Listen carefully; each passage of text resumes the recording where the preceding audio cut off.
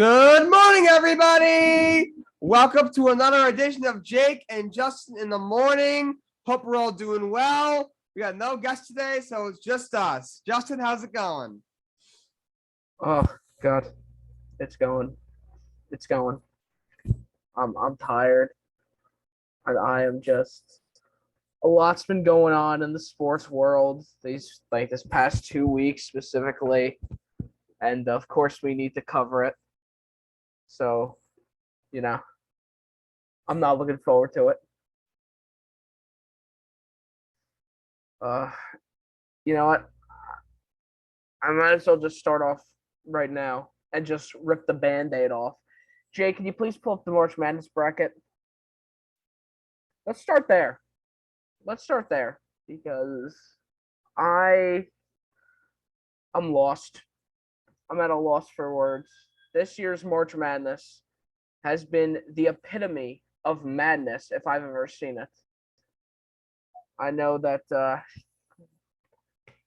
like I mean anybody who had a perfect bracket, it's been gone by now. I think by the Friday of the first round, there were zero. There were no perfect brackets anymore.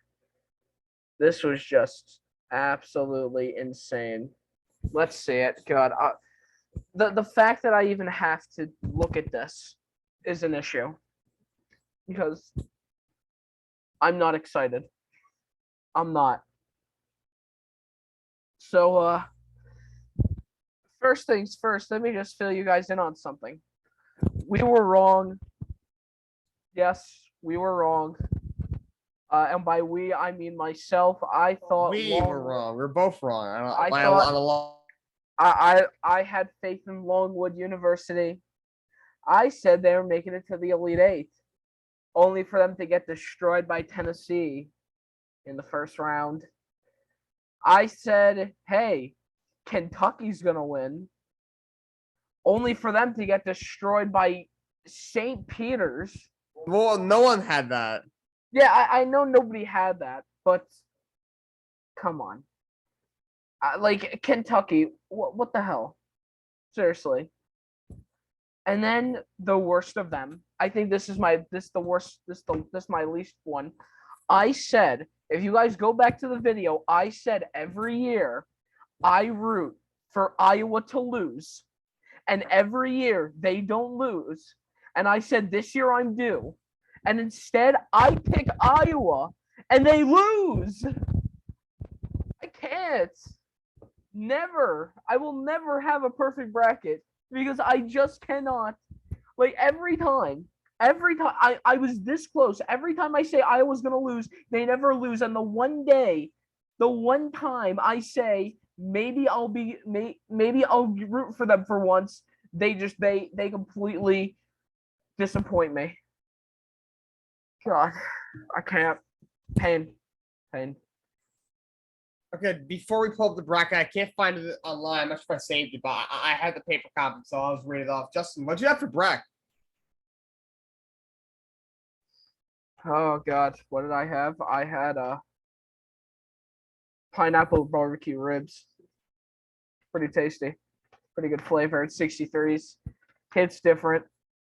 As did the ice cream machine just came out. Y'all see that? Anybody here? It's good ice cream. It's really good ice cream. And I'm waiting on them to get actual to-go caps for the actual ice cream cups because I don't think they realize, nor do they care, that people are just taking the giant trays and just pulling that ice cream leveler again, probably 2 pounds of ice cream out of that. Yeah, ice cream machine is great. This morning I had my multigrain Cheerios. All right, we got a great show for you guys. Let's get started. First, the March Madness bracket. So, in the first round, we predicted obviously Gonzaga over Georgia State. We predicted Memphis over Boise State. We were incorrect with UConn. New Mexico State beat UConn. We were incorrect with Vermont. Arkansas beat Vermont. Notre Dame upset Alabama. We were wrong on that. We were right on Texas Tech beating Montana State. We were incorrect on Davidson. Michigan State beat Davidson. We were correct on Duke beating Cal State Fullerton. We were correct on, obviously, we had Baylor. We were correct on UNC beating Marquette. We were correct on St. Mary's being Indiana. We were correct on UCLA being Akron. We were not correct on Texas beating Virginia Tech. We were correct on Purdue beating Yale. We were correct on Murray State beating San Francisco. We were not correct on St. Peter's beating Kentucky. We obviously got Arizona in the second round. We were not correct on TCU beating Seton Hall. We were not correct on Houston beating UAB. We were not correct on Illinois beating Chattanooga. We were not correct on Michigan beating Colorado State. Unfortunately, we were not correct on Longwood beating Tennessee. We were not correct on Ohio State beating Loyola Chicago. We were correct on Villanova beating Delaware. Also, we had Kansas. We were not correct on San Diego State beating Creighton beating San Diego State. We were not correct on Richmond beating Iowa. Little sad face. We were not correct on Providence beating South Dakota State. We were not correct on Iowa State beating LSU. We were not correct on Wisconsin beating Colgate. We were correct on Miami beating USC, and we were correct on Auburn beating Jacksonville State. So, on to the second round. We did have Gonzaga winning. We did not have Arkansas. We had Vermont on Ole Miss Sweet 16. It ended up being Arkansas. We did have Texas Tech and Duke meeting up, both winning in the second round. We did predict UNC versus UCLA. We had Purdue winning in the second round, but we had Murray State lost to St. Peter's in the second round. We got that wrong. We had Arizona in the Sweet 16, though we had Chattanooga going to the Sweet 16, ended up being Houston.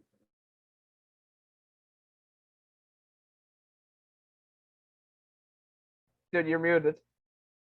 You're muted.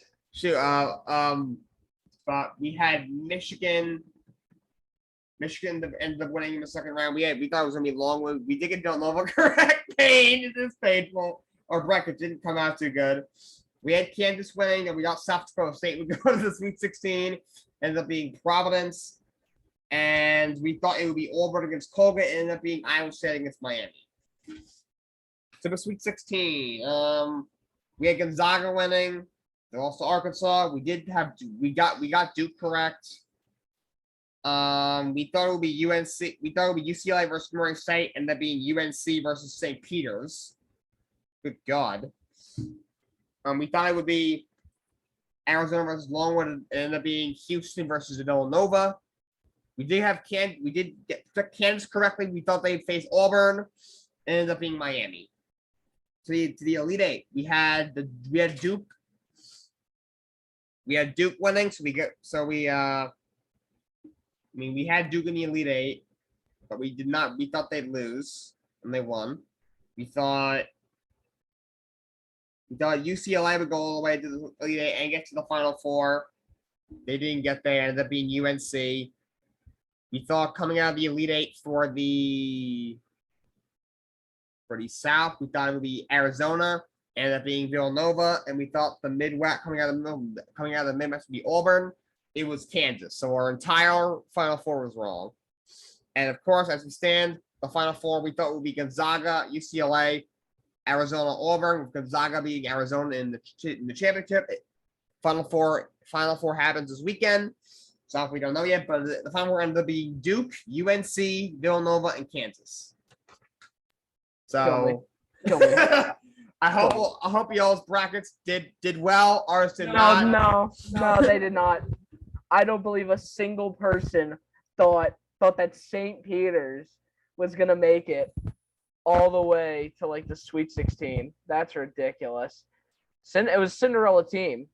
Wait, did they make it the Sweet 16 or the Elite Eight? I think it was the Elite Eight. Yeah, the Elite Eight. Yeah, that's a Cinderella team right there. Good job to Doug Ebert. Dougie, everybody's favorite on St. Peter's. No, I'm so upset. I can't. I smelt the upsets, and I was wrong. But I swear, next time Iowa's in March Madness, I am rooting against them. I am. I'm picking them next time. Iowa will be the death of me. They know that for a fact. They are my sworn enemy. They always screw me over on the bracket first. All right. Anyway, though, now that we've ripped off the Band-Aid and we've gone through the most painful part, now let's get to the second most painful part, NFL free agency. I know somebody in this audience, I know somebody watching this is upset their favorite player left because there's been, over the past 2 weeks, about 9 Pro Bowlers that have been traded. I don't even know which one to start with or which one to end with, considering all of them are so good. But let's start off with this one. Davante Adams has went to the Las Vegas Raiders. God help me. Yeah, that one was crazy. I did not expect that. Davante Adams, the top 3 receiver in the game. I didn't think Aaron Rodgers would go back to Green Bay if he was not sure that Davante Adams wouldn't be there with him. And supposedly Rodgers knew Davante wasn't coming back. So I guess the Packers really only tagged him to trade him. They figured you can't lose him for nothing. So I guess they tagged him. All right, we'll see what we can get for him. And so I was very surprised. Big move for the Raiders. Remember, Derek Carr and Davante Adams played together in college at Fresno State, and they were dangerous. Obviously, at Fresno State, they're playing against probably like some horrendous defenses. Now they're in the NFL. So obviously, it's a lot different. And Derek Carr, obviously in college, he's the top guy. Now in the NFL, he's more towards the middle of the pack. But still, they have the chemistry. That's a big move. Raiders get a number 1 wideout. You got a top guy on the outside, Davante Adams, top guy in the slot, and Hunter Renfrow went over 100 catches last year. And that's a big move for the Raiders, who, trying to keep up in that load of the AFC West. And he got a big extension too, 5 years, $141 million. So good for Davante, but that's a big hole left for the Packers. Yeah, I could agree more. I do have a few theories about why they picked up Davante Adams. I mean, firstly, of course, he played with Derek Carr. But the other thing is that we need to remember is that Henry Ruggs is no longer on that team anymore, and they need a reliable wide receiver, especially a wide receiver that can catch it deep, like Davante Adams can. Yeah, they needed an outside threat. Hunter Renfrow is a great slot receiver. He's probably one of the top guys in the league. But they really didn't have another outside receiver. I mean, Zay Jones was okay, but he's not even on the team anymore. So getting Adams, was probably the best outside receiver they could get. Yeah, exactly. And then my other thought was that I just don't think they had enough money. I don't think the Packers had enough money to pay Davante Adams because Aaron Rodgers took this $200 million contract. It's going to be like 41 by the time this thing ends. He's reaching Brady age here, not even close to winning a Super Bowl, and it's just gotten much worse now. I do kind of think it was Aaron Rodgers' fault as to why Davante Adams isn't even on that team anymore. Because if you're asking for big money, obviously the Packers are going to give you big money, but you need to remember that they have something called a salary cap where they need to make sure that they don't go over it because they don't want to pay the luxury tax. But one thing that's interesting is Davante Adams trade is that, I know he has some chemistry with Derek Carr, but if I'm Davante Adams, and this is the theme with a lot of the big name wide receivers, during this free agency, during this offseason, I would say, it's a downgrade of a quarterback. Like, I think Derek Carr is decent. I think he's shown potential here and there, but I really don't. I'm not looking at this team and I'm saying instant Super Bowl win. I don't. I wish I could say that, but look, Derek Carr's got to prove himself a little bit more. I don't think his deep ball passing is amazing. I just think he's all right. I think he's a B tier quarterback at least, but not one of the tops. Aaron Rodgers, say what you want about him. He might be immunized. He might be getting his medical advice from Dr. Joe Rogan, but he is an excellent football player, an all-time great football player. And for Davante Adams to now go to Derek Carr or back to Derek Carr after playing with Aaron Rodgers for a while, it's going to be, I'm sure he'll notice some differences. Well, the biggest one, of course, is that Derek Carr is actually vaccinated. But anyway, let's move on to another wide receiver. Tyreek Hill, Kansas City Chiefs, has been traded to the Miami Dolphins for some draft picks, and Juju Smith-Schuster from the Pittsburgh Steelers has went to the Kansas City Chiefs. Jake, let's hear your take on this.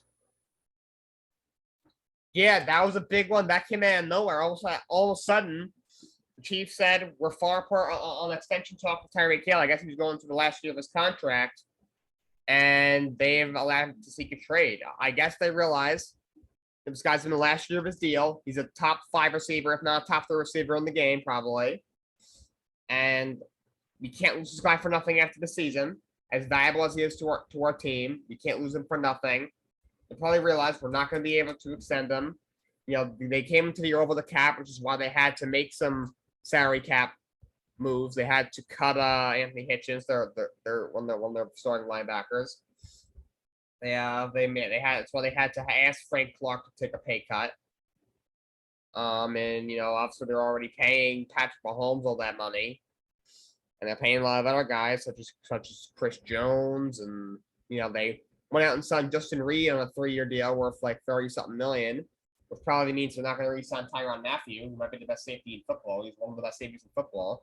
So that's a downgrade because they just couldn't afford Mathieu, so they decided to fall to on a fallback option in Justin Reed, who's a good player, but he's not Tyrann Mathieu.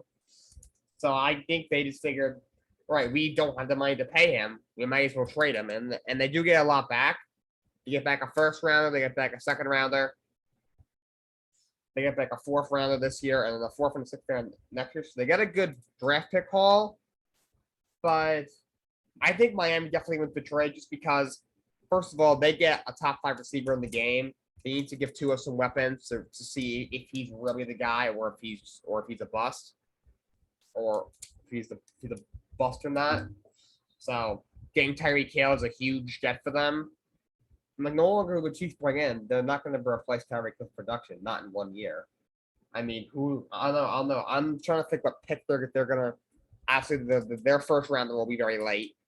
Miami's pick is I think it's not their own first rounder, so they'll have 2 late round first rounders. They signed Juju when he's healthy, and when his head screwed on straight, is a good player. They signed Valdez Scantling, who's an okay player. They got McCole Hardman, who's a decent speed threat. Obviously, you still got Kelsey and Clyde Edwards-Helaire, but that's a big move, and Hill gets a 4-year, $120 million extension, so that's a big pickup for the Dolphins. I'm not a fan of this trade with Tyreek Hill, strictly because I think the Chiefs were stupid.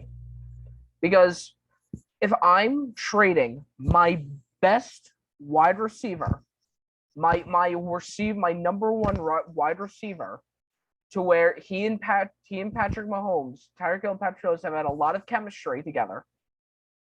If I'm trading him, I want another wide receiver.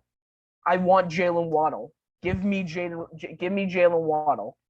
I know he's not going to be like the biggest replacement for Tyreek Hill, but still, and also, but still, they need a wide receiver. I hate that they just accepted draft picks.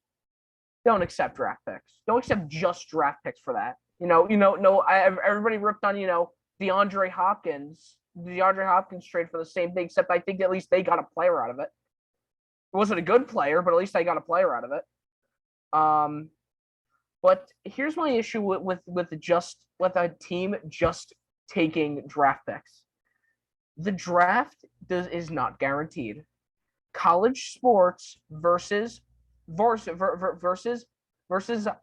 high-end sports is literally a totally different ballgame. No pun intended.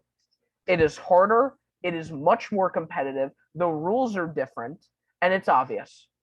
And when you come into the league, there is no guarantee that the number 1 pick that your first round pick is going to be just as good as they were in college, because sometimes it's a bust.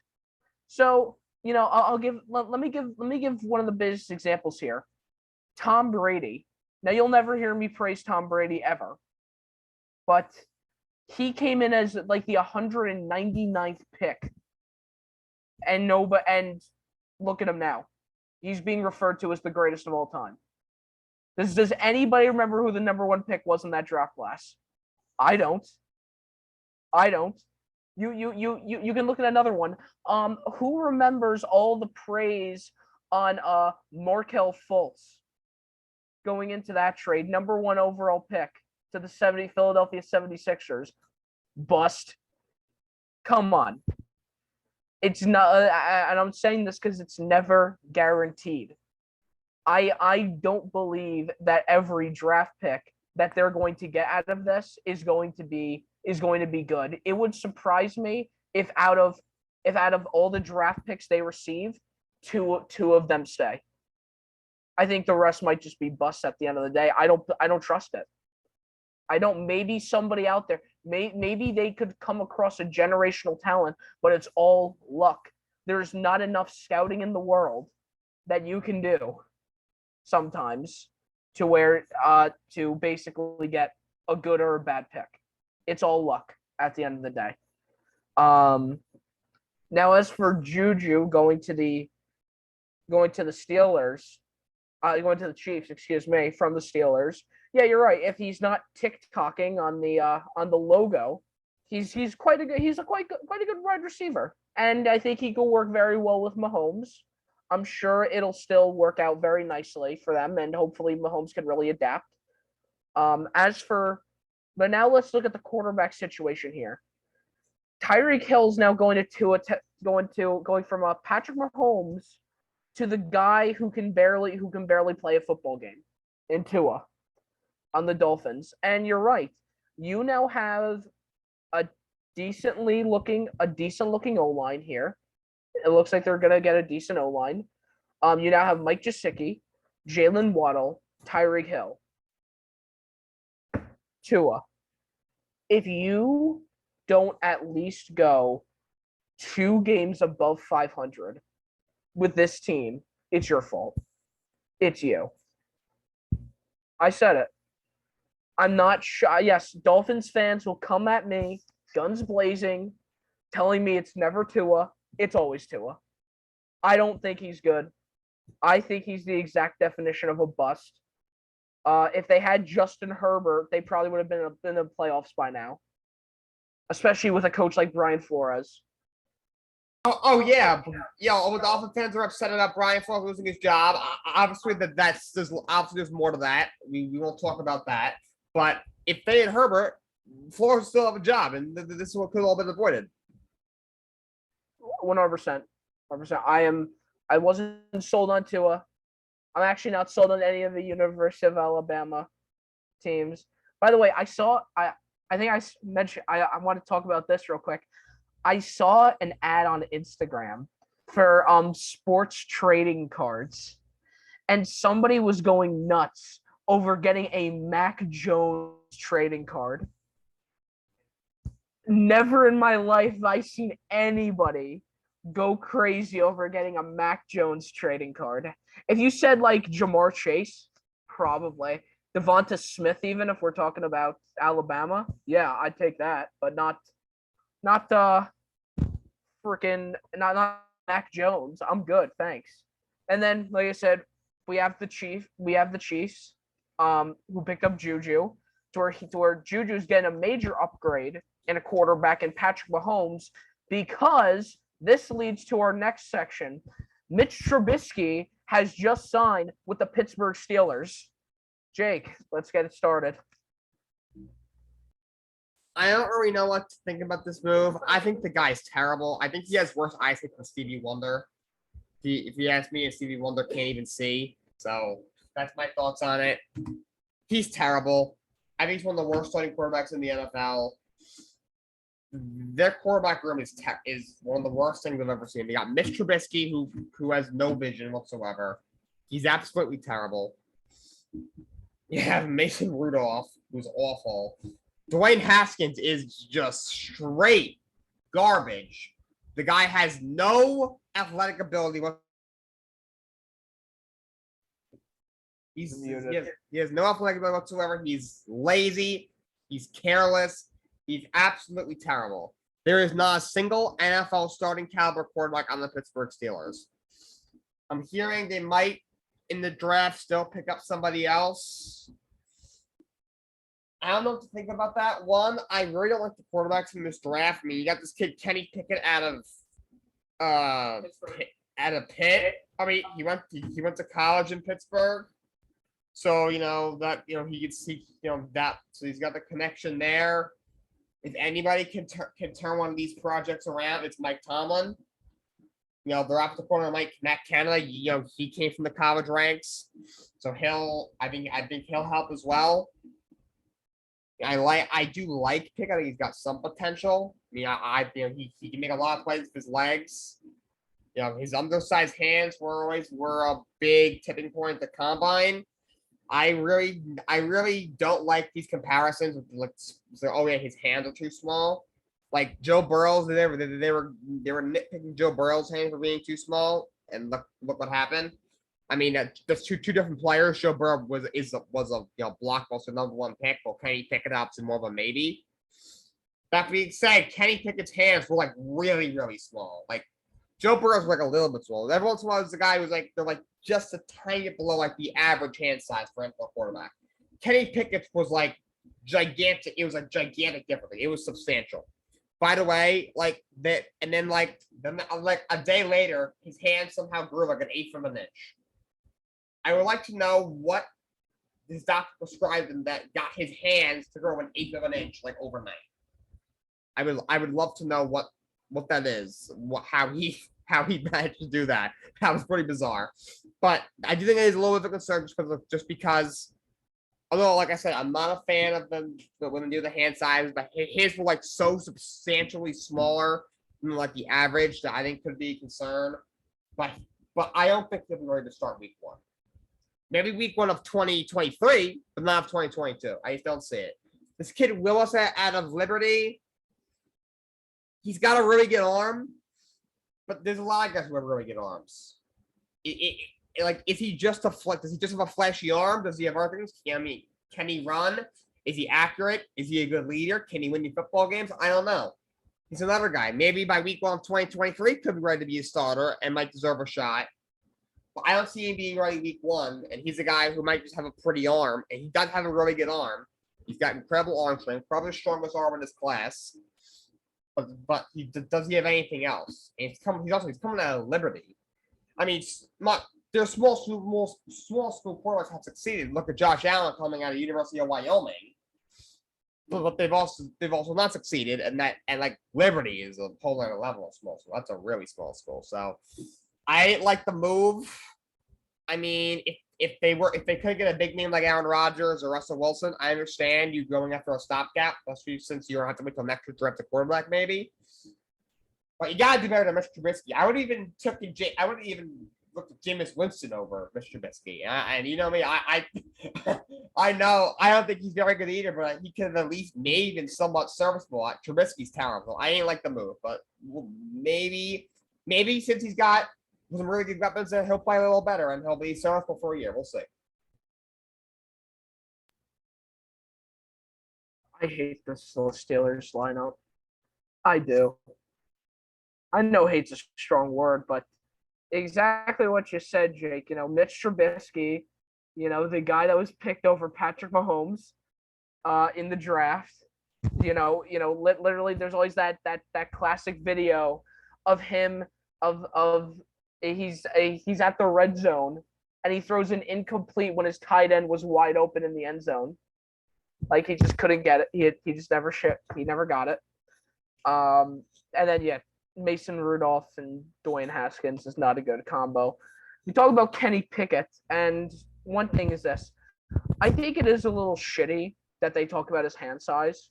I really do. I think it doesn't matter. I think if you can throw a football, you should be able hand size does not matter, and it shouldn't. I mean, if we're talking about size, look at Kyler Murray. He's 5'11". I'm just as tall as him. And he's an incredibly talented player. So I really don't think size matters. look, I'm not sold on any of the quarterbacks though this draft class. However, as are none of these none is like any of these people that scout these players are like, oh, I don't think any of these QBs would make a QB1, and they might be right. But obviously Kenny Pickett would be the most fitting choice because he went to Pittsburgh. But still, that QB lineup is nothing to be saved. It cannot be saved at all. It's like, oh, Mitch Trubisky goes down, in comes Dwayne Haskins, gonna throw bombs to the other team. Chase Claypool and Najee Harris are gonna have the time of their lives now. It's gonna be a great day for Steelers fans, waving those terrible towels in the air, watching the big three of their QBs try to throw a complete pass. We're talking about scary hours. We're not looking at the Pittsburgh Steelers. Speaking of scary hours, let's talk about the Seahawks. The Seattle Seahawks. For those who don't know, or those who've been living under a rock, Russell Wilson has been traded to the Denver Broncos for Drew Lock and draft picks. Jake, please explain to me how the Seahawks benefit from this one. Okay. So Russell Wilson obviously he's in Denver now. Big trade. They get a couple players back. They get back Shelby Harris, who's a good defensive lineman, to play off the edge or inside. They get back Noah Fant, who's a good young tight end. He didn't have a great year last year. He also did have Teddy Bridgewater and Drew Lock throwing him the football, so it's kind of hard to catch a lot of footballs when the quarterback is not very good. And now he's still with Drew Lock, so the poor guy is still with Drew Lock. But I do think he's a more first round pick. I do like him. He's been decent through his first couple years. I do think he's a pretty good player. There may have been somebody else in that deal, but when it comes to players, it was Shelby Harris. It was Noah Fant, and then they give up. I think they gave up a couple first rounders and then some other picks. I guess there's a rumor that came out. He did ask for a trade, Russell Wilson. He did not want to be there anymore. I kind of don't blame him. I don't think him and Pete Carroll just worked anymore. I don't think they hated each other. I just think that relationship just kind of ran its course. That happens sometimes. Look at Brady and Belichick. Do they hate each other? I really don't think they hate each other. Like now. Obviously, when they were together, obviously they like each other, enough. Obviously, they're pretty, straight guy and professional guy. Their relationship was always strictly professional, in my opinion. Never really great friends. But I don't think now, maybe when they first broke up because of how abrupt it was, but I think now they're just kind of like, if they see each other, they might, at least be able to shake hands. I mean, they did, shake hands after their game this year. Like the relationship just ran its course. I think it's what happened with Russ and Pete Carroll. They did a lot of good things together. Russell Wilson, he had the most wins of any quarterback in his first 9 seasons in NFL history. He's like an 8 or 9-time Pro Bowler, Super Bowl champion. Guy's got one of the prettiest deep ball I've ever seen. Great deep ball arm. Alex should have had a second ring because of the terrible play call in the Super Bowl. I think it was 2014 and also New England. But Russ is in Denver. They get Drew Lock. I think it's a lost cause. We'll see. Interesting. Seattle's got what? They got a high pick now. They got a top 10 pick. We'll see if they go quarterback there. We just discussed. None of the quarterbacks are really that good. I don't see a quarterback really being worth taking in the top 10. That being said, you got Carolina right there. Atlanta is there. We'll talk about them pretty soon. We're doing the NFL all-season move, as you can tell. Seattle's there, so if one of these teams, can't pick up anybody, they might just pounce and take a shot. So we'll see, but yeah, big move for Denver. We've been saying for years they're a quarterback away. Now they got the quarterback. They got Fangio out of there. They bring in I think a better coach than Nathaniel Hackett, and that division is going to be very exciting. AFC West. Oh, totally. Absolutely exciting. I'm very interested. I thought this trade was interesting because originally this was kind of before. So, for anybody that wasn't really following during the day this all happened, it was first. What first came out was that Aaron Rodgers re-signed with the Packers, and then what came after that was that the Seahawks traded Russell Wilson to the Broncos. And I thought that was interesting because Aaron Rodgers was suspected to go to Denver. But I thought that because he was a California kid and they're not going to get rid of, and, if you look in California, Chargers aren't going to get rid of Justin Herbert. Rams are definitely not going to get rid of Matthew Stafford after they won a Super Bowl. And the 49ers should get rid of Jimmy Garoppolo, but they're not. And I don't think and I don't think Aaron Rodgers wants to see their special teams, especially after what they did to them, especially what the 49 special teams did to the Packers in the playoffs. But I thought Aaron Rodgers would have went to Seattle at that point. I did not expect Russell Wilson to go to Denver. I thought maybe he would have went. I thought maybe would have went to a different team next year, but not this year. But yeah, excellent pickup for the Broncos, and then Drew Lock, incredible downgrade for the Seahawks. Like, you don't have Geno Smith anymore, so I guess your QB lineup's okay. Uh, but still not. I think they still have him. They might. I'm not sure. Apparently, he's a free agent. Apparently, he's okay. in free agency. If they re-sign him, I swear. I know I know Colin Kaepernick was like in the news a while ago wanting to, kind of do a workout with them. Either way, Drew Lock, Colin Kaepernick, yeah, great lineup there too. Even that's still nothing pretty either. It's just not. I think the Seahawks are in trouble. I think, if every wide receiver stays, assuming DK Metcalf stays, it's not going to be a good time in Seattle. If I'm a Seattle fan, I'm scared. But let's keep on staying in the AFC here because AFC has had just really a lot more moves than the NFC. There wasn't much that happened, to really just fill it in for you guys real quick. Aaron Rodgers re-signed to the Packers for $200 million. Tyrod Taylor went to the Giants. I want a Giants fan to explain to me how that. Let's go with that. But let's talk. Apparently, Jimmy G staying with the 49ers once again. God knows why. Matthew Stafford re-signed with the Rams. Good for him, as deserved. But let's talk about the Cleveland Browns. So last episode, there was a story that came out to where the Browns wanted an adult. They wanted an adult, so they picked up an adult. And an adult in 22 ways than one. They picked up Deshaun Watson, who has, I would say, he was dropped of all criminal charges, and they are now all civil suits.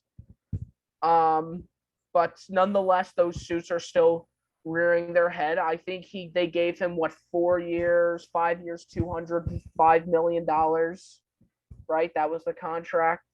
It's pretty heavy money, especially considering that we don't know if he's going to be suspended for a year or not. But Jake, what do you think? Obviously, this move was really, really complicated. If you didn't have the off-field stuff, this would probably, I don't know what we said about the contract, 5 years, it was $230 million, all guaranteed. That's either way, that's just such a huge number. But obviously, we'd be like, all right, the guy's a top quarterback in the game. But because he's got 22 civil lawsuits of sexual harassment, sexual assault, domestic violence, these horrible things, it's really, really, really complicated. Honestly, I do not agree with the move. I didn't. Not because well, I don't think the guy should be able to play football if some of the stuff is true. I don't see how every single woman accusing him is lying. All not. You had 9 sued him in criminal court. They were all non guilty. I honestly, this is terrible. I think he may have sent them a check. Unfortunately, that's what conspiracy I have, but obviously we won't get into that. I think there was he may have settled with them, like financially settled so that they wouldn't he wouldn't get charges against him. Unfortunately, that may have been what happened. That's something that probably I think happens a lot with these famous people. It never really comes out, but who knows what happened there? Could have been. I don't know all the details of the case, besides the obvious ones. So could have been none of evidence. Who knows? You never know. We'll have to really dig in, do our research on that one. But this guy, you gotta remember, he has not played football in a year. And the Browns made like 44 of the 45 million he was due this year a signing bonus. So his base salary was only like $1.1 million, something like that. Like it's like $1 million. If you ask me, they're probably bracing for him to be suspended for the entire season. If they're only going to pay him, $1 million, when they could pay him $45 million, and obviously Deshaun Watson agreed to it. So if they gave up 3 first-round picks and a couple other mid-round picks and gave him $230 million guaranteed for a guy who may not take the field till 2023, which will be 2 years after his last game.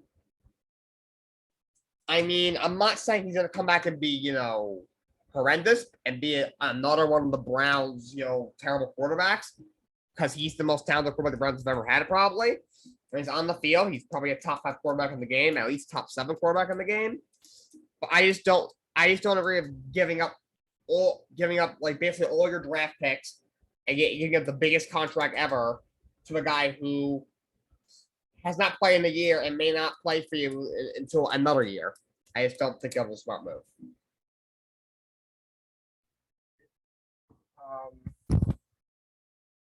I thought it was an interesting move. I do. Because, once again, let me tell the story here for people that weren't following it that day.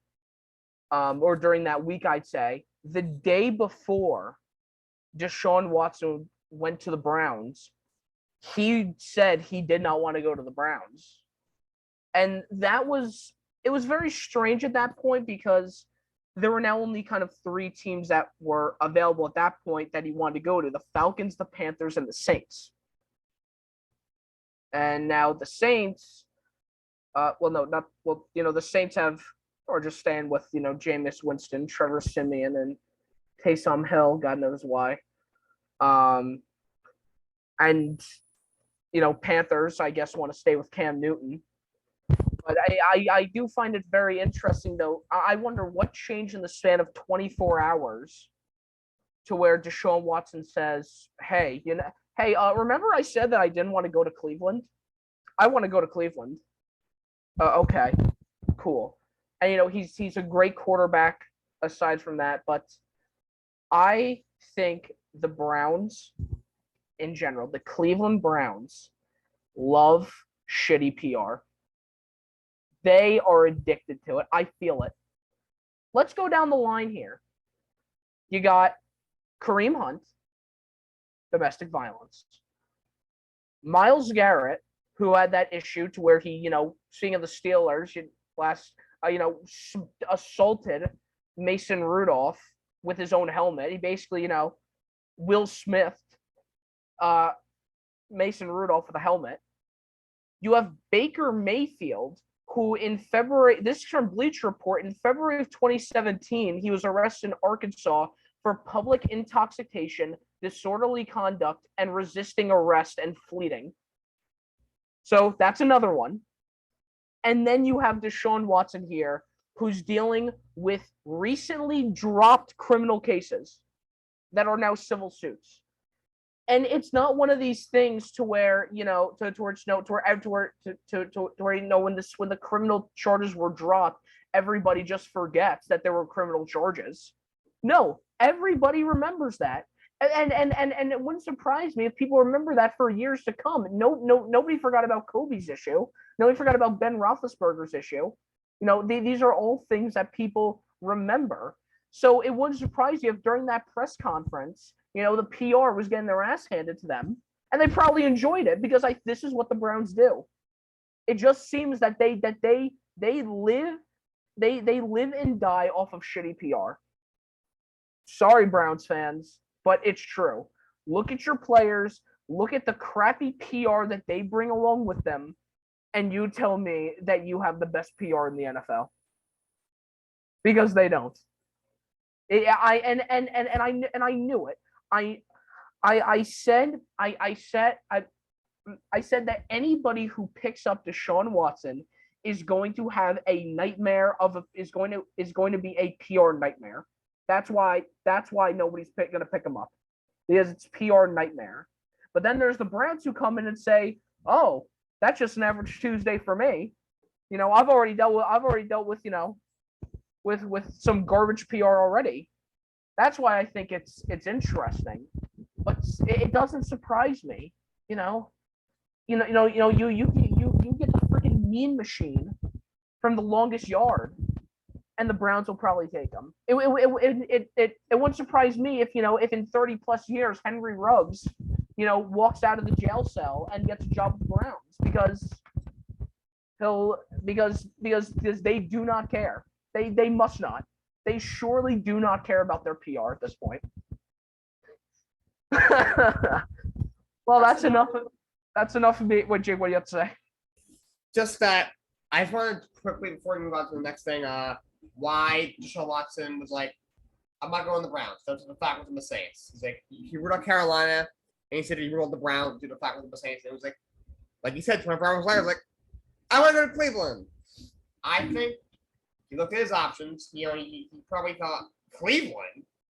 They're always terrible. I want to go there. He looked at Carolina. It's like, the coach there, Matt Rule, I don't trust. I don't blame him. He's terrible. The O-line there is terrible.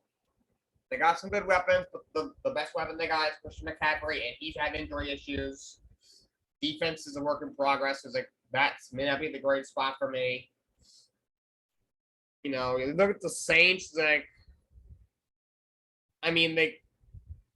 outside Michael Thomas, there really isn't that many weapons, and Michael Thomas can't stay healthy. Kamara's probably going to get suspended.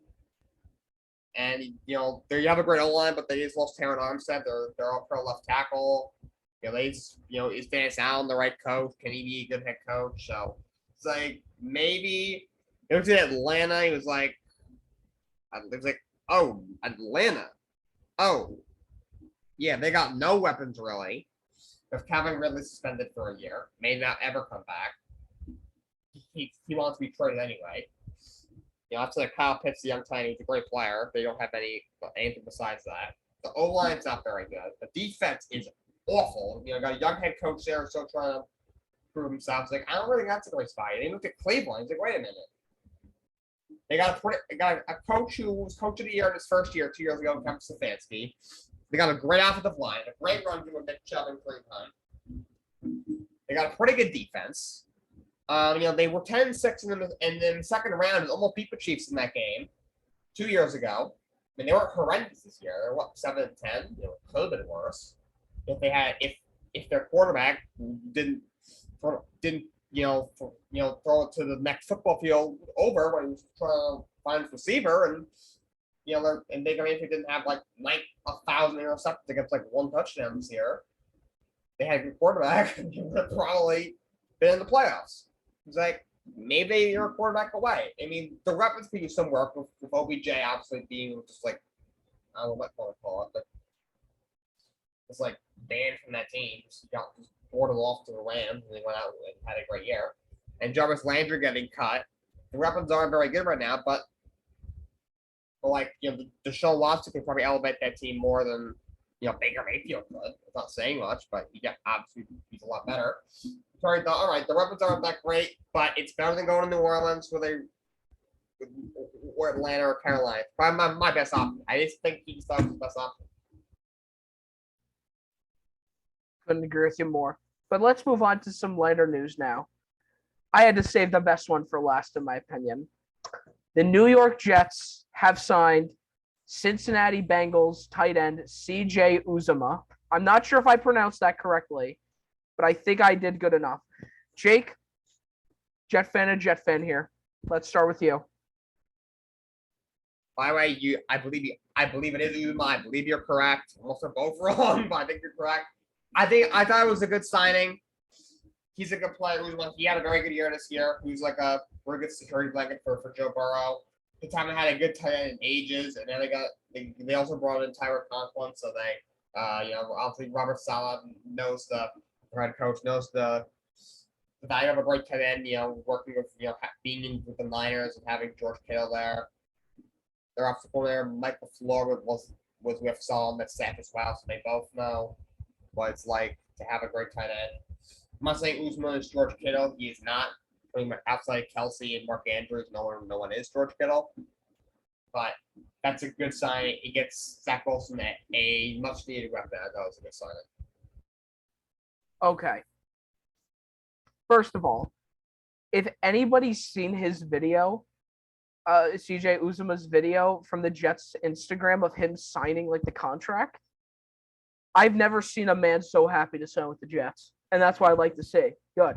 At least he's happy to play. At least somebody's happy to play for our team. Some people act like it's a punishment. Like, fuck, I gotta play for the Jets. I'm gonna get sacked every 4 seconds. But like on paper, this is an excellent pickup. You're talking about a Super Bowl tight end, not a Super Bowl winning tight end, but I know he was in the Super Bowl. He played well. He played well his whole 6 years in Cincinnati. Started in 2015. And, I do think it's a good pickup. Yes, another weapon for Zach Wilson to have. However, I think this is once again another example of the New York Jets signing players they need, but not players they need. And I'll try to, and I know I sound stupid when I say that, but I'll try to kind of explain. So they do need receivers. And of course, I think they have some decent wide receivers, but I think they definitely need a tight end. And CJ Uzuma definitely fills that role. But when I think of the Jets, I think O-line. I think that's what they needed first and foremost. If I am the Jets, that would be my number one pursue. That number one thing I try to pursue. And the Bengals did prove that an O-line doesn't really matter because Joe Burrow basically didn't have a single O-line to protect him, and he still put up a fight in the Super Bowl.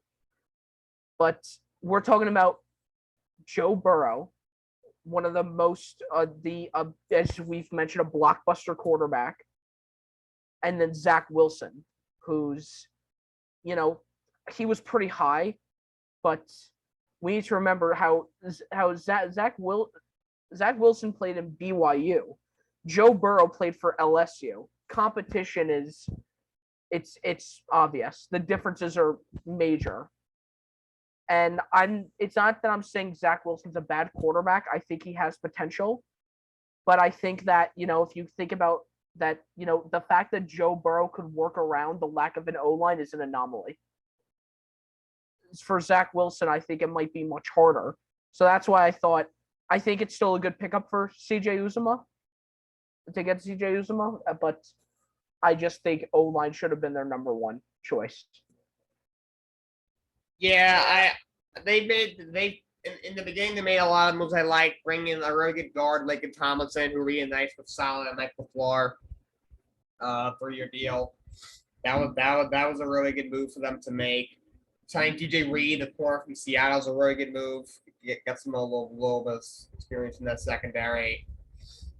Like I said, I like them getting Uzman. They also brought in Tyler Conklin, who's okay in Minnesota. So then they got 2 tight ends who can catch the ball.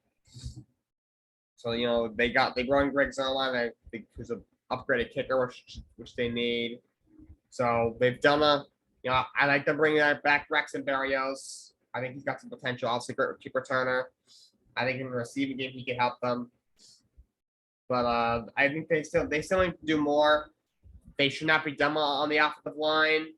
They need an edge rusher, maybe another linebacker, and probably maybe even another receiver. Although I think Elijah Moore could be a number one wideout. Denzel Mims has been a bust to this point, and we don't know if Braxton Berrios is just a returner if he's also a receiver. We'll see what happens. But If you have 2 picks in the top 10, number 4 and number 10, maybe they get one of these stud edge rushers at 4, and we'll see if at 10, maybe they'll take the safety at Notre Dame, Kyle Hamilton, who may like. Maybe they'll take another O-line, which I would do. But yeah, they've made a couple of good moves. But I think they need to do more, especially on the O-line. Yeah. Well, hopefully the Jets pick up some good offensive linemen in the draft, because there certainly are plenty of those this year. I'm excited, especially on the O-line end in this draft. But let's move over to the NBA.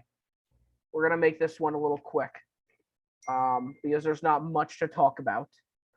But I do need to ask this question. And let me first iterate by saying, Mom, I'm sorry. The Miami Heat, why do they suck? Go. I did not expect that. All right, so the Heat, they're cooling down a little bit. No pun intended. The Heat cooling down. That first spot in the East, at one point they looked like they were gonna roll there. They were like 3 or 4 games up. Now I see the Heat shirt. Him and his mother both love the Heat.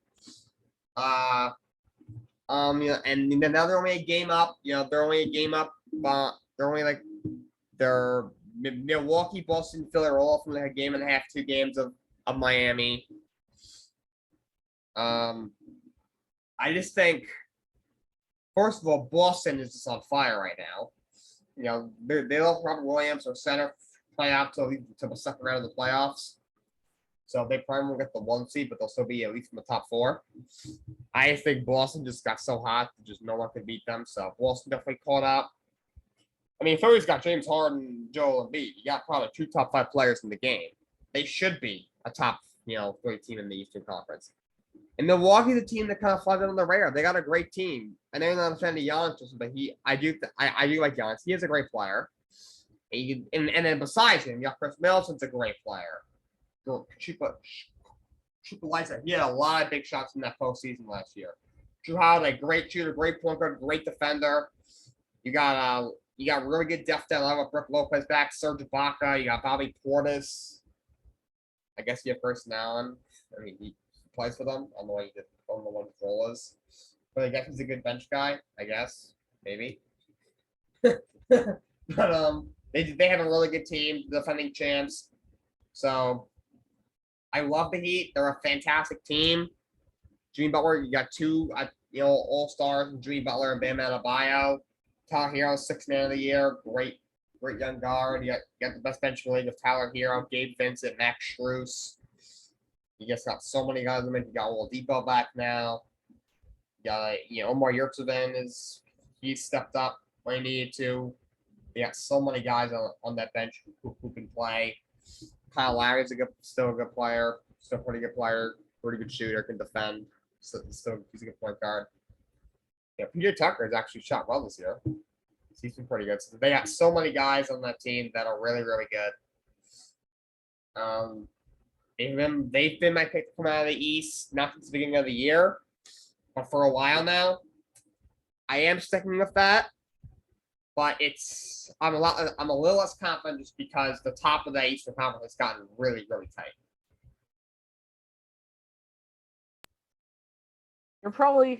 You guys are probably wondering, whoever's watching this, you're probably wondering, Justin, the Heat are number 1 in the East. Why are you asking why they suck?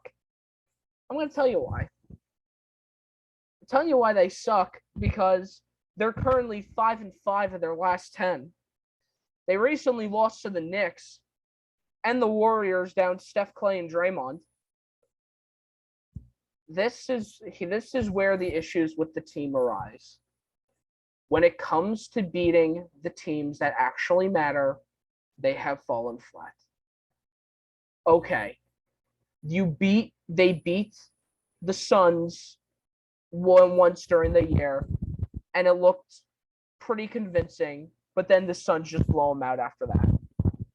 The Bucks barely beat the Heat after what I thought was a terrible call by the refs.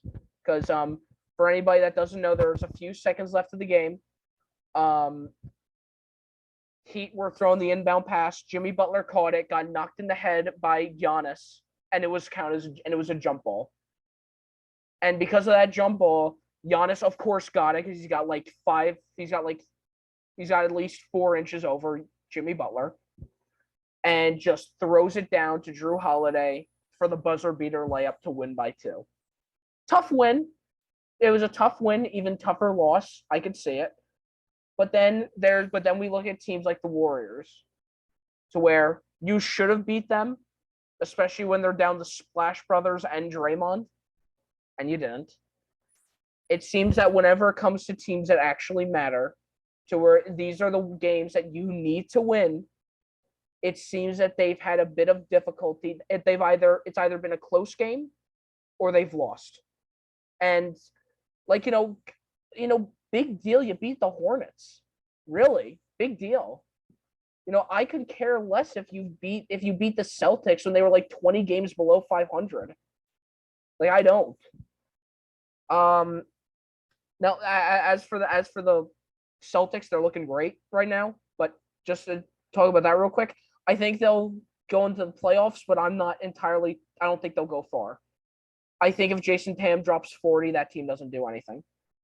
I think the only reason why they've done so well for the second half of the season is because Jason Tatum has been having an MVP caliber second half of the season. And here's my issue with the Heat. Let me tell you why they suck as a Heat fan. For one thing, Jimmy Butler cannot shoot a three-pointer. Let's start with that. He's a small forward. He's not expected to. He does make it up, though, with great inside shooting and great defending. He does make up for that. Jimmy and Bam, however, are not the big problems. It's the people surrounding them. If I have to watch Kyle Lowry front rim a three-pointer one more time, I'm going to bash my head into a wall. Let's start with that. Kyle Lowry is the greatest player in the NBA for taking charges. Not so much with shooting. Duncan Robinson has got a 5-year, $90 million contract and gets impeccable screens set for him by Bam Adebayo and misses wide open threes. You cannot do that. You cannot. It's not. No. What else? What else is the issue? Yeah, PJ Tucker is not a good enough power forward to be a starter. I don't care if he's 6'8". There are taller power forwards than him that he can't lock down. I'm not confident in him. Good for him for being a corner 3 specialist and having the best three-point percentage in the NBA this year. But still, it's not looking good. And then you have a great player, Tyler Hero, who's the undisputed 6th man of the year, in my opinion. I don't think it's close. I think the only reason why there will be 2 other candidates is because there has to be. But it should be, if he does not get 6th man of the year, I'm going over to the NBA and asking what's wrong. What happened? Why? Why did you not give it to him? But the issue is he's a bench guy. You need to make him a starter. Victor Oladipo is a waste of space. Hate to say it, but it's true. He just came off the injury. He's working on limited minutes, but he's not bringing value to the team. Their backup has been decided to be Dwayne Dedman. God knows why. I have seen him multiple times before where he's gone like 3 fouls in 2 minutes. It's ridiculous. You, as a center especially, you cannot be a fouling liability. You just can't. And Dedman is. Yurtseven is an upgrade on him. I don't know why they don't see that. But I'm not Eric Spoelstra. But if I am Eric Spoelstra, I would also say there's another issue is that they do not have an all-around player on that team. You could look at other teams and say who's the all-around guy. For the Grizzlies, an example would be Ja Morant. Great defender, good three-point shot, good mid-range shot, good inside shot. Very athletic. That's an all-around player. They don't have that in their starting lineup. Their best all-around player, I would say, is Caleb Martin. Once again, he's a bench player. I think some of their best looks have come when that bench team has played, and that's an issue. I think Duncan Robinson should get the hell off that team. Get him off that team for starters. I think Kyle Lowry, I'll give him another chance because at least he's had moments, but I don't have any faith in them going into the. I don't think they come out of the East. I don't. I think if I'm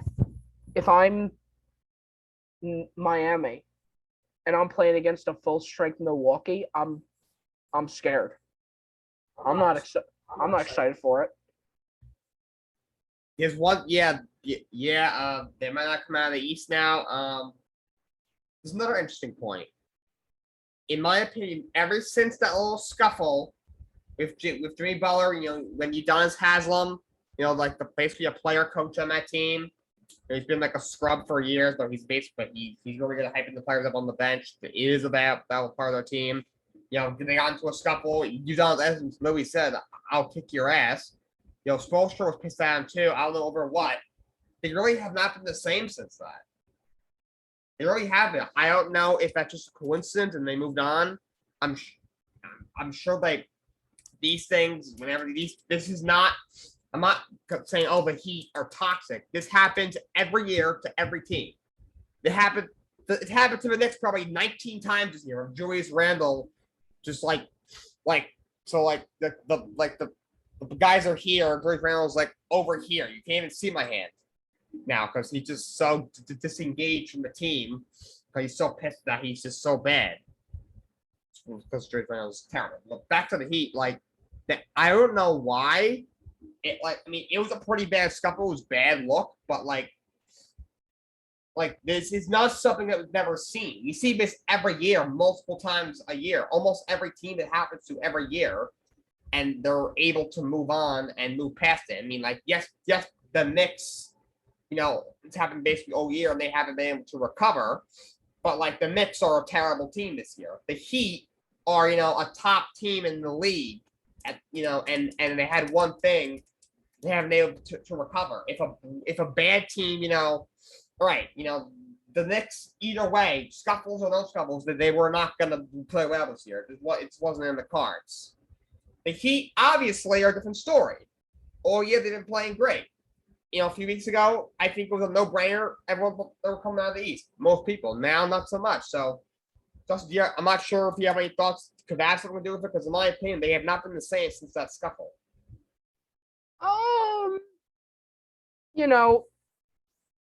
I think it's definitely was off-putting to see, but I'm gonna take what was told the press conference to where Erik Spoelstra said afterwards, they were having dinner plans.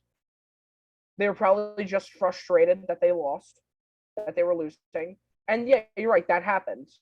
And the fact that it's only happened once is, if the fact that only a big moment of that has only happened once it's all right. I don't think it happens often. I don't think, this is how it's going to be from now on. Maybe some insults were said here and there that weren't called for, and then it just kind of blew out a little bit out of proportion. But I don't think it's going to fall apart. You could always make the argument that, the Lakers had that scuffle at the beginning of the year with Dwight Howard and Anthony Davis, and they were never the same. But the difference is Anthony Davis, I think, got injured 2 games afterwards, so it doesn't really matter. I think anything can happen. Obviously, infighting is never good. But I think if Spoelstra can get it under control, if he can diffuse it, because at the end of the day, they look to the coach. You got to look to the coach. And I think if Spoelstra diffused the situation and he is telling the truth, if he's not pulling a Lindor and saying it was a rat or a raccoon and is saying the actual, it was giving the legitimate thing of what happened afterwards, I don't think that could be the issue. Personally, I have used the term around, I've said to a lot of people, the term sandbagging. And, to sandbag, the definition of that in sports is to deliberately underperform in a race or competition to gain an unfair advantage. Now, that doesn't sound very pretty. But what I'm trying to, but now that's the actual definition of it. Obviously, you could usually the term would also be known as tanking. If you'd say if you were a lower seeded team, it would be considered tanking. Just like the Pistons have done, the Magic and the Rockets. Those are teams that tank. But sandbagging, it could also be defined as a team who deliberately plays not as well to avoid injury to get them ready for the playoffs. That's my one little thing. But the counter to that is that because the East is so tight, you shouldn't be doing that. If that's what they're going for, they should not be doing that. Or they could just be sandbagging in the general sense to where they're just trying to get a lower seed so then they could potentially not play as strong of a team that comes out of the play-ins. That could be true. I think. Like here's the thing, if we're looking at the play-in picture, right now, in the play-ins in the East specifically, the play-ins are 7 through 10. It would be Cavaliers, Nets, Hornets, and Hawks, which means for the 7th seed, the Cavaliers and the Nets would play for it. And if I'm any of the top teams, I would not be wanting to play the Nets with Kyrie playing full time. With Kyrie being healthy and playing full time, and KD being healthy, I would not want to play that team. I think there's obviously I don't think they're going to make it far this year, the Nets, but that's going to be a scary team. Also, if you're like another thing, if you're Chicago, I wouldn't want to be playing the Celtics right now. I don't think anybody wants to be playing the Celtics right now. I'd be terrified. I'd be like, oh shit, Jason Tatum's about to drop 50 on my head today. There we go. I'm about to get my entire career is about to be ruined. So that's what I think the Heat are doing, in a way. I think they're either A, not playing to full potential to avoid injury, or they're playing for the lower seed. But at the end of the day, it's all speculation. Yeah, that could be. I mean, you look at the top 2 playing teams. I mean, Cleveland at one point was was third in the West. I mean, third in the East rather. So, that's a team. That they're a good team.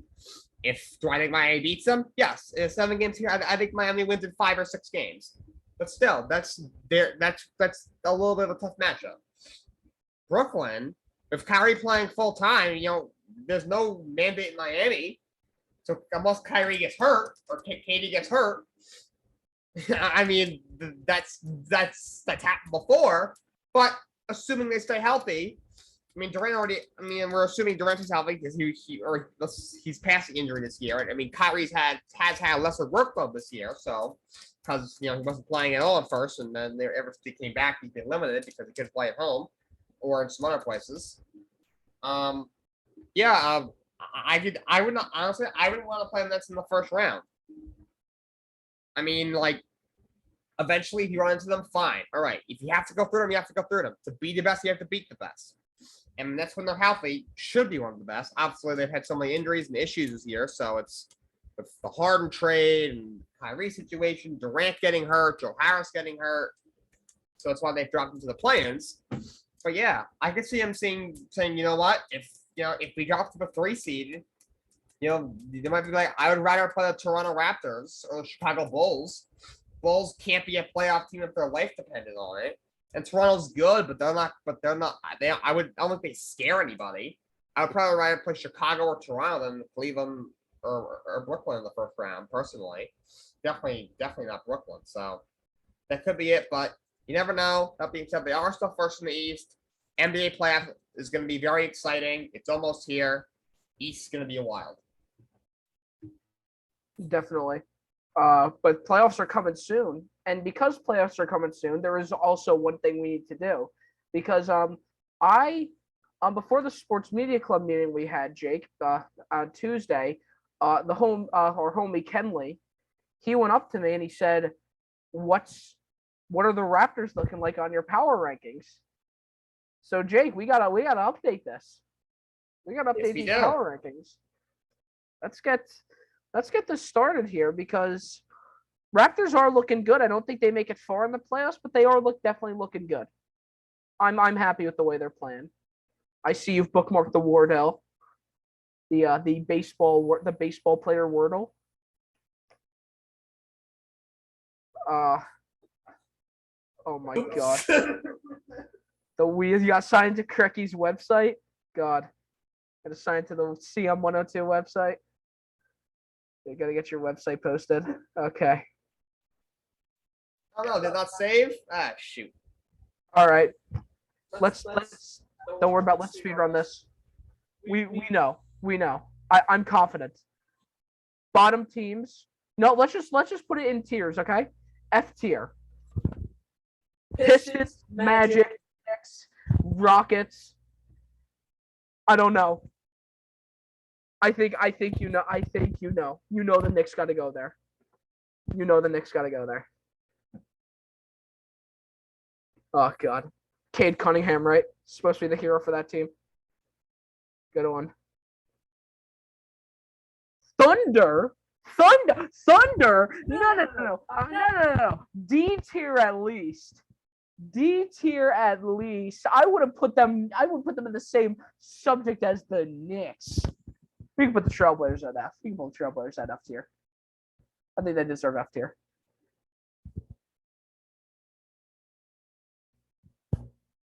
Okay. This is gonna be a hot take. Rain it on me. First, we'll put Kings at D. I cannot put the Lakers anything above a D. I can't.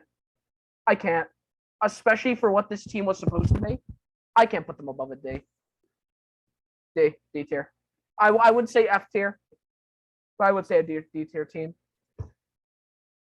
Oh god, Jake, who else do you think goes? Who goes?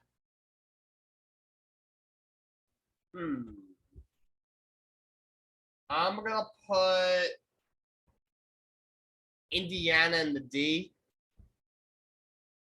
I'm also gonna put Washington there. Remember Washington was like the best team in the East? Oh my god! They're on like their 6-game win streak. It was crazy. Everyone's like, "Oh my god, Bradley Beal won't leave." Nope, straight down.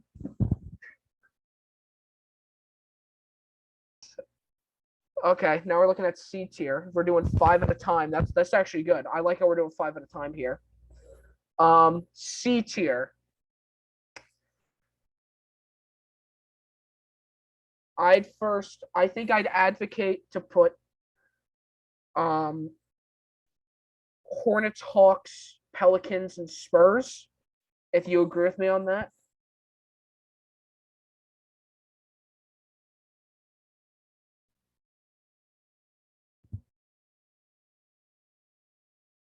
Who else would go there though?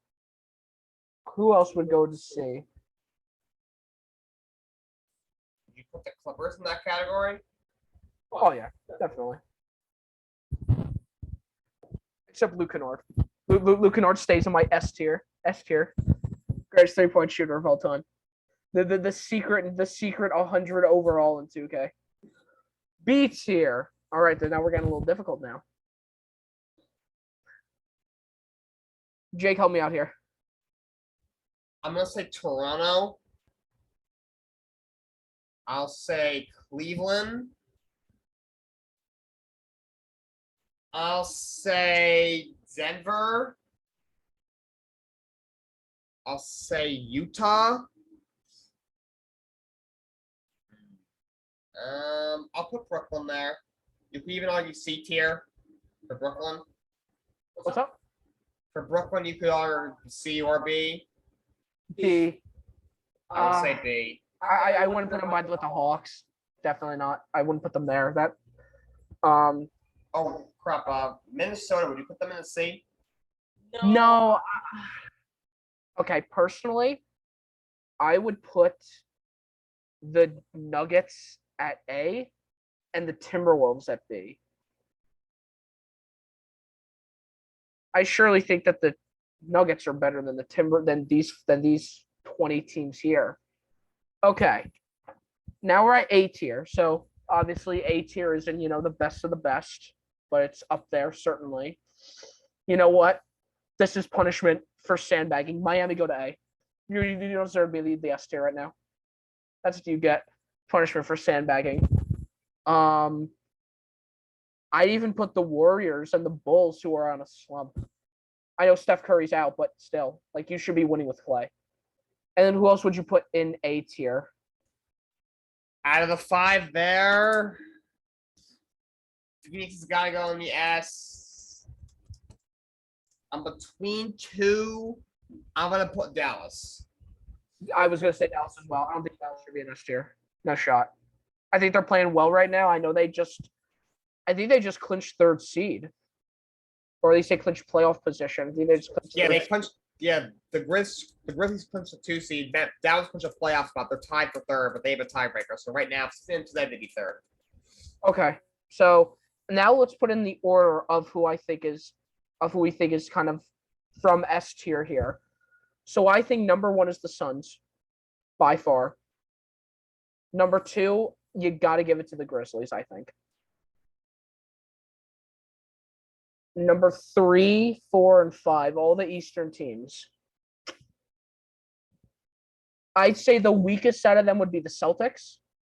So I think we put them last. Now it's between Bucks and Philly. Who do you think? I'm gonna say Milwaukee. I'd put Milwaukee. Yeah, I'd go Milwaukee, Philly, and then Celtics. Okay. Here's our power rankings. They look different, but they look a little bit satisfying, though. I'm not complaining about them. This is what they look like for now. And I'm very excited for playoffs. But I'm also excited for you, hate, to see it. Yeah, give the slow clap for this one. All right. Jake, let's start with you. All right, so first let's start with the Spurs have a chance to go to be like a full game ahead of the Lakers for the last playing spot. And so they're down 1 to the Grizzlies, down John Morant. And oops, it's not fast forward. So slow the volume for myself. This is what's gonna happen. So Calvin Johnson gets the ball right here. He's got a really good look at it. Pretty easy layup. Ay. And now they drop down to the 11th seed again. I think they'll still get the 10 seed. I hope they do, but right now they made it just a little bit harder. Let's watch that again. Let's put this in the 2.5. Roll it back. It's got what? Oh. Justin, how much hate to see that? 114 out of 10. 123 out of 10. Hate to see that. There's a few things with this. Number 1, obviously, it was a great pass, and it was a great look.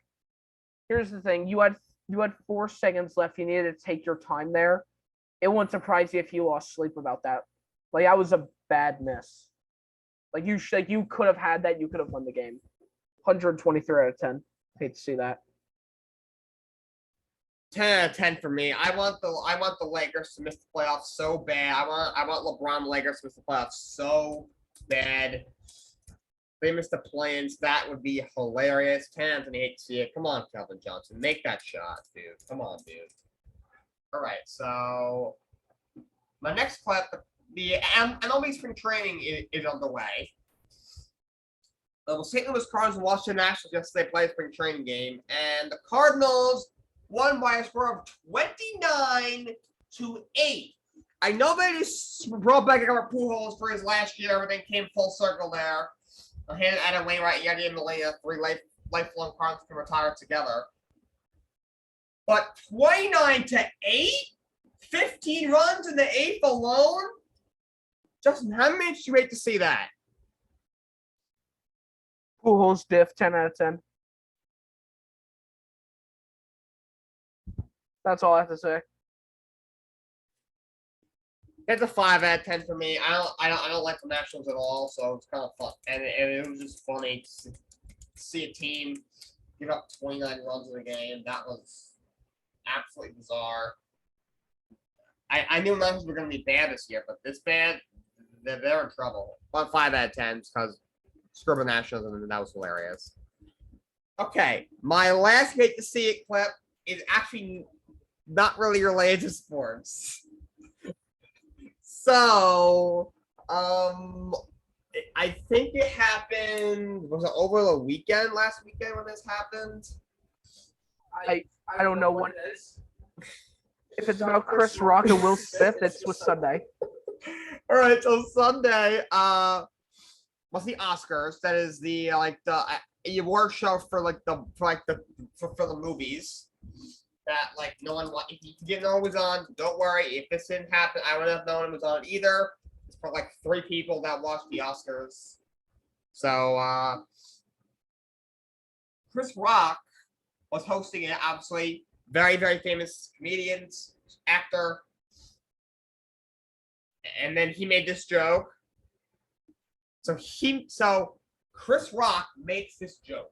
He said to Jada Pinkett Smith, which is the wife of very famous actor Will Smith. Jada Smith, G.I. Jane 2, I can't wait to see it. Jada Pinkett Smith is bald. And she not only her bald head, but just her features in general makes her look like G.I. Jane from the G.I. Joe movies.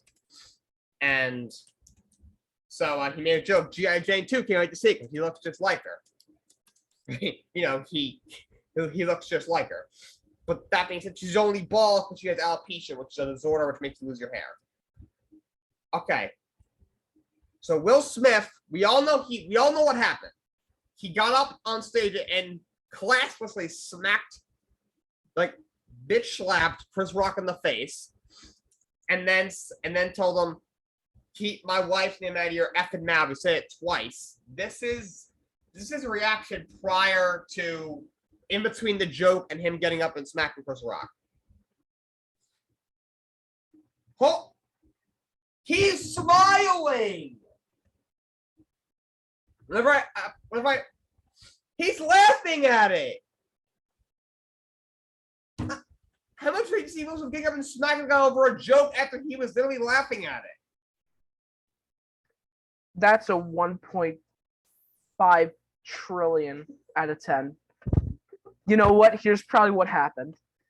He laughs at it. Jada's like, bruh.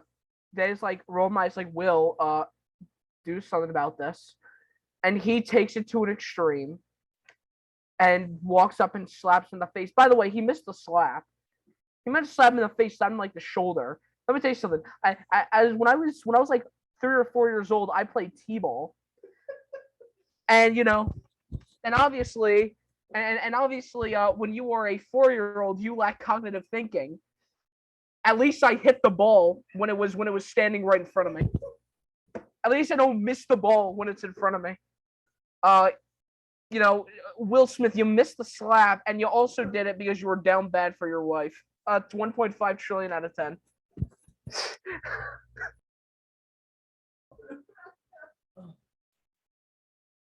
That's a 20 out of 10 for me. I can't believe 1.5 trillion. That's probably the highest he's ever had on this. Like, dude, what is wrong with you, Will Smith? I mean, yes, shit, she rolled her eyes. She's like, oh, very funny. But, like, these award shows, the host is there to roast people. Have you seen Ricky Gervais' speech at the Golden Globes a couple years ago? All the actors were like, what the hell is he doing? They're all looking at him like, what the hell is he doing? They're all rolling their eyes in. They're all, smirking like, very funny. That's what these award shows are about. And like Jada Pinkett Smith, like if she rolled her eyes, I mean, but like, that's what this is all about. Like, and Will Smith thought it was funny. He's laughing at it. He saw she was pissed. Like, oh, I gotta do something. What you think? What you think she's gonna? What is she gonna do? Nothing she hasn't done already, dude. Come on, dude. 20 out of 10. You hate to see it. That's my clips. Justin, do you have any? Of course. I have 3. So let's first start with this one. This was the game. This is the final seconds of the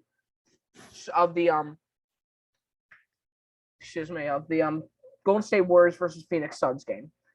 Obviously the Phoenix Suns came out on top, but not a lot of people who didn't see the game didn't know why. Well, here's why. Draymond Green does the impasse to Jordan Poole, and Jordan Poole with 4 seconds left, he's a half-court shot to double coverage for the turnover. He had 4 seconds left. He could have brought it up the floor, passed it over to Clay or something. Jake, how much do you hate to see it? That's a 10 out of 10. Even Steve Curry, his face at first was just like, what the heck did this guy just do? Jordan Poole, you had a career now. You had a great game, having 38 points. You had a phenomenal game. Kudos to you for stepping up. He's had a really good year. If it wasn't for Tyler Hero, he may have been 6th man of the year. But you got 4 seconds. You got one of the greatest 3-point shooters of all time in Klay Thompson on your team. You got to try to facilitate. After the half-court shot was missed, he had the wild rebound, and the Suns grabbed. There was still a second and a half left on the clock. That's how much time he had. Oh, God. That's just a terrible play. 10 out of 10, hate to see it. What are you doing, my man?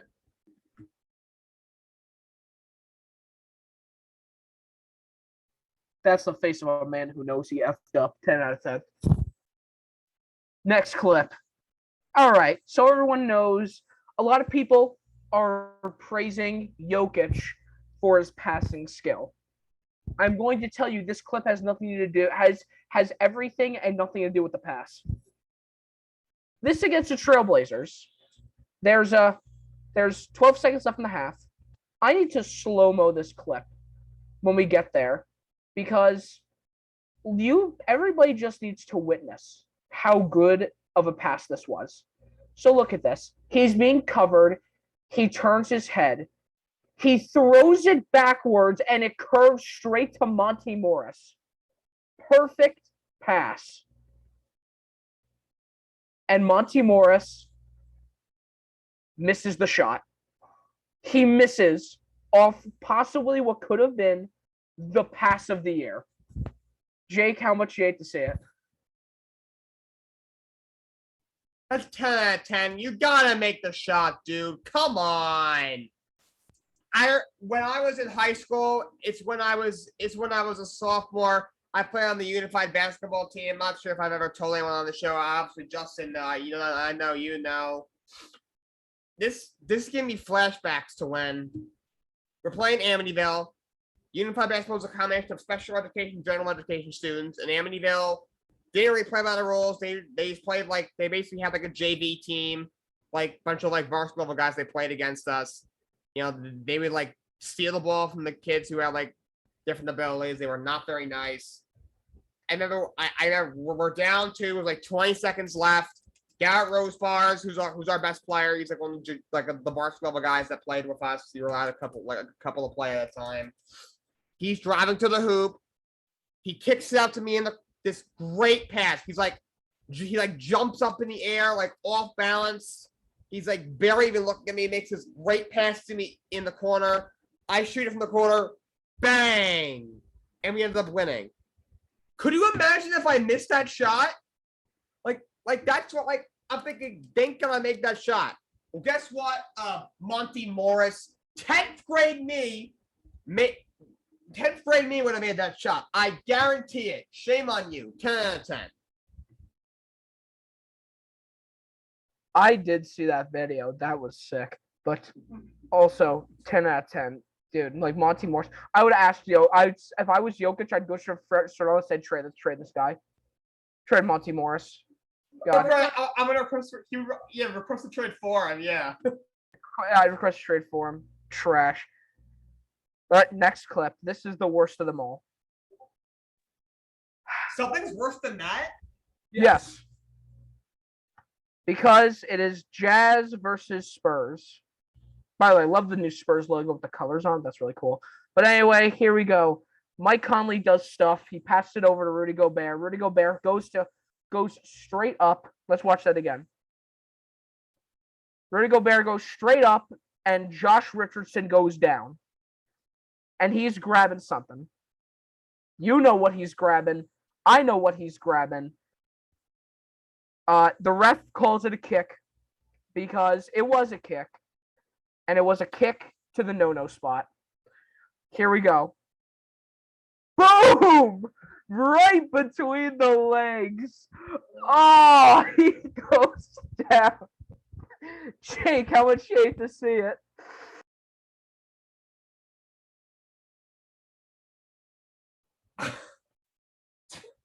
$27 out of 10. Gobert is 27. 27 out of 10. Oh, that should be a one-game suspension when you do that. Come on, dude. You're all guys out there on the court. That's just wrong. 27 out of 10. One-game suspension for doing that. Come on, man. You know, we've seen a lot of people get hit in the balls on this show. But this has got to be one of the worst ones. Literally, this guy's got like a size 16 foot. And he just took that straight to Josh Richardson's nuts. Dude. Oh. Yeah, that's a 4,000 out of 10. That's the clips I have. Anyway, it's time for Athletes of the Week. Jake, who you got? My athlete of the week is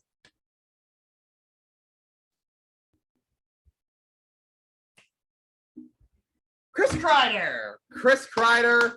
He's got 46 goals on the year. He broke the Rangers record for power play goals in the season, and he's still got like 15 games left.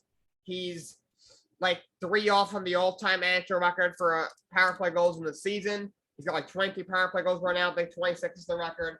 He's got 46 total goals this year. Only like 3 Rangers have ever scored 50. He's on pace for the greatest single season goal scoring season in New York Rangers history. Congratulations, my guy. Keep it up. Rangers are 3rd in the East right now, and only like 3 points out of 1st in the East. Chris Kreider, my athlete of the week. Okay. There's a lot of people you can give athlete of the week this week, in my opinion. You give it to St. Peter's basketball team. You give it to Todd Bowles for becoming the head coach for becoming the well-deserved head coach of the Tampa Bay Buccaneers because Bruce Arians just retired. But I'm going to give it to the guy who's on my screen today. He's in my background. As you guys know, I do love esports. And I especially love the Overwatch League. And this guy's name is Matthew DeLisi, better known commonly as Super. The 22-year-old, loud-mouthed, voice-cracking guy who has been known as the face of the league for a very long time. Allow me to read off his stats in the only way I know how, the only way he does. Overwatch 2-time Overwatch League champion, Stage 2 champion, May Melee champion, Countdown Cup champion, Roll Star All-Star, MVP runner-up. That is this guy's resume. All he needed was the MVP, and he would have been one of the greatest of all time, as he is. And he has recently retired after playing for 4 years. He is going to stick to strictly streaming. But as an esports fan and as non-esports fans alike, we will miss him very much in the league. Congratulations, Super, on the retirement. You are my athlete of the week. But anyway, that's going to do it for us for this week. Big episode, of course. A lot of big moves, a lot of interesting things that happened. But we're glad we could cover it all with you this week. So fill out the guest form so I can eat Takis on stream. And have a great day, everybody. Peace out, guys.